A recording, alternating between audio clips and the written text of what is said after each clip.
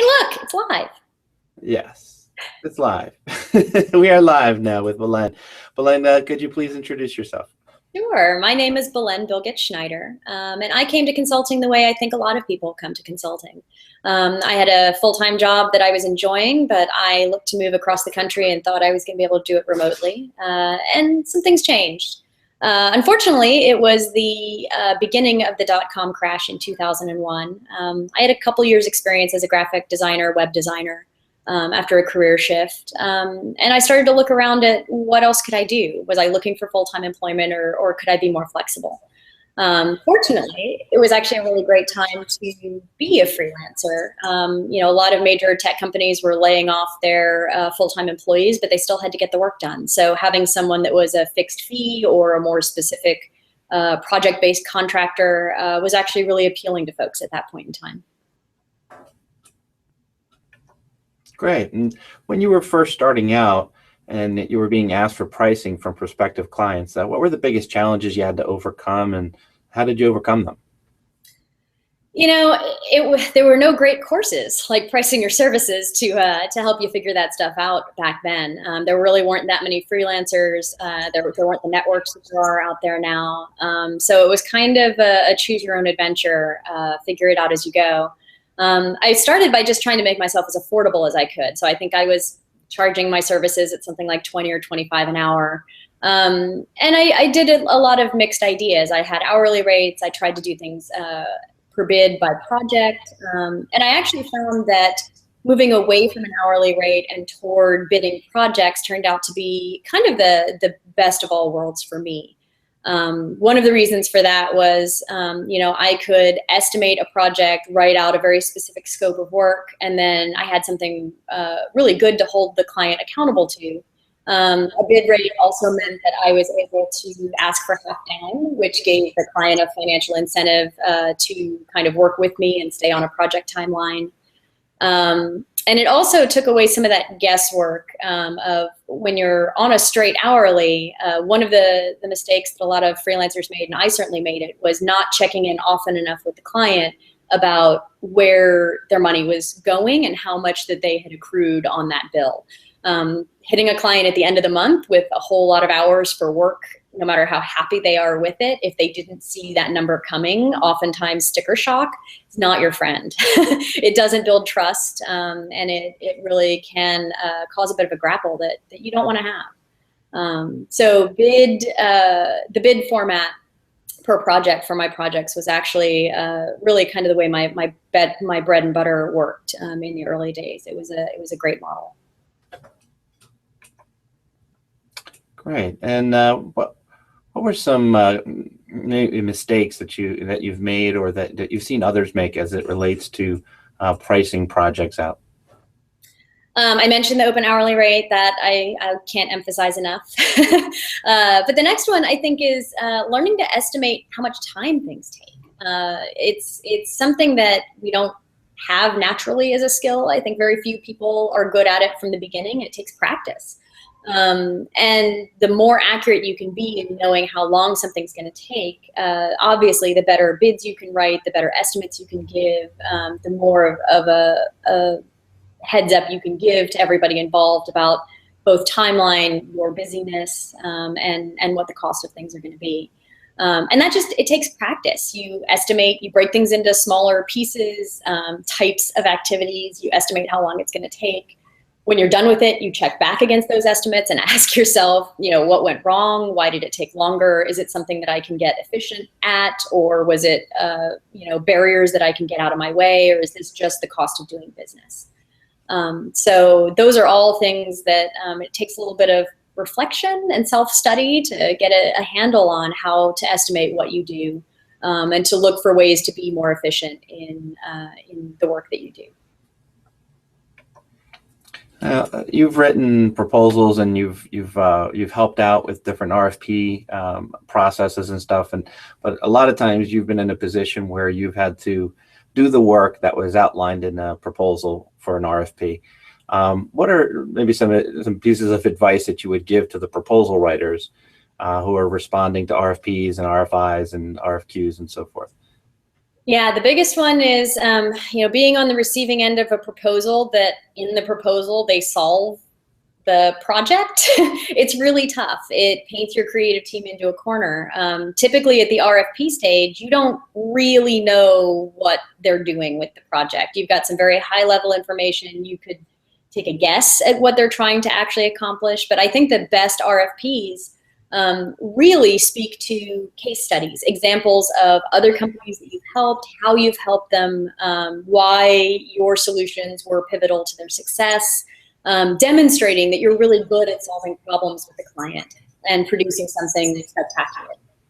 Because what that does is that sets up your creative team to go in and work collaboratively with the client to solve the problem at hand. And I don't think you really glean and get to the heart of those details until you sit down as a team and start working it through. Great, thank you. And what are some lessons learned you can share regarding contract negotiations with clients or procurement? Sure. I think you have to decide what's important to you. As a creative person, one of the things that I always had my eye on was, can I show this work in my portfolio? Sometimes that can be a negotiation point where you can, kind of get to maybe some screenshots that don't have branding on them and things like that. And in some cases, you simply can't show the work. And as a creative person who's building a portfolio, typically I would put a higher price tag on that kind of work because I wasn't going to get any of the benefit of being able to show it off and demonstrate the kind of work that I was doing to get other work. So that's a negotiation point that I'd encourage all creative folks to think about is what's the value of this in your portfolio to you, and how can you work around that? Is it a conversation you can have or is it off the table? And how does that affect your pricing? That's a big consideration when what you see is what you get in the creative industry, in people showing off their proposals. I mentioned it earlier. The other thing that I really was pretty adamant about until you get an ongoing relationship is getting some money down, get them financially committed to you. It's a mistake that a lot of novice consultants and freelancers make. Unless you've got some other kind of contract in place where you're going to have an ongoing relationship. I definitely had clients that took a long time to pay, more like 45 or 60 days, but the rate that they paid was high and they consistently paid it. And that kind of speaks to the fact that part of pricing your services is also being able to, kind of manage that monetary flow so that you're not living month to month. It's not an emergency, and you can have a good client that might take 45 days to pay an invoice, as long as that relationship is stable and it's good.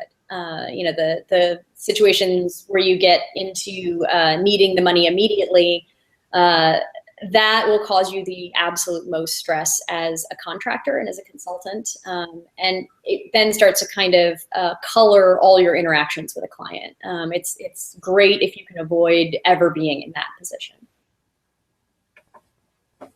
Great, thanks.